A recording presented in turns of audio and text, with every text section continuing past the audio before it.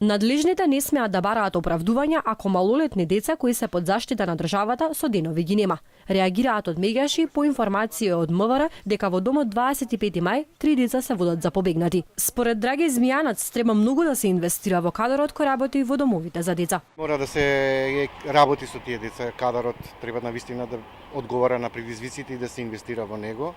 Секако полицијата и Министерството за труд и социјална политика мора да бидат синхронизирани како систем на време да реагират и да ги пронајдат деца, да ги вратат таму од каде што се побегнати.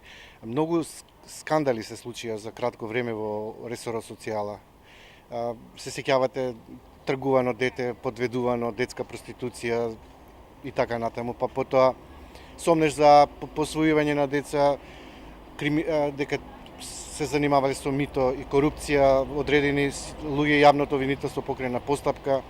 Потоа имаше случај за сомнеш дека наводно штитенички им биле киднапирани децата во гинекологија и тоа треба да се докаже, па потоа скршен череп на дете кој се бори за живот, па 3 деца изгорени, сето тоа изгореа во пламен пожар во Велес. Сето тоа говори дека Министерството за труд и социјална политика и покрај напорите кои очигледно дека се труди да промени нешто, не може да се вади на тоа дека тоа се случувало со години. Бегаат малолетни деца кои не се под ничи надзор, а не се кривично одговорни.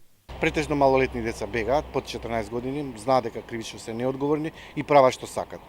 Ако прават децата што сакаат, тоа е индикатор дека воспитувачите, тие таму кои водат грижа за нив, не може да се справат со нив.